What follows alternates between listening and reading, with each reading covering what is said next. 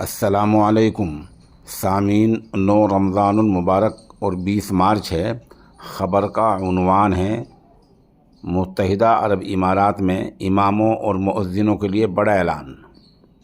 متحدہ عرب امارات کے صدر نے تمام مسجدوں کے عملے کو بنیادی تنخواہ کا 50% ماہانہ الاؤنس دینے کا حکم دے دیا ہے۔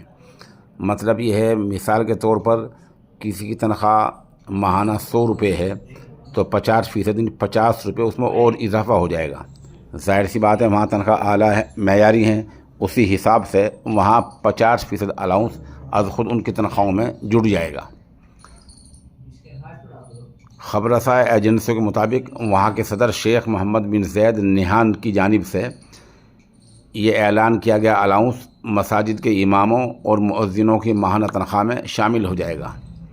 وہاں کی General Authority for Islamic Affairs and Endowments کے چیئرمین ڈاکٹر عمر ببتور الداری نے کہا ہے کہ یہ اقدام صدر کی طرف سے مساجد کے ائمہ اور مؤذنین کی طرف تعریف کا اشارہ ہے، جو پوری محنت سے عبادت اور سکون کے ماحول کو برقرار رکھتے ہوئے اعلیٰ ترین معیارات پر عمل پیرا ہیں۔ یہ خبر ہم نے اس لیے دی ہے تاکہ آپ دعا کریں کہ اللہ تعالیٰ ہمارے ملک کے متولیوں کو بھی کچھ اس نوعیت کی ہدایت دے دے۔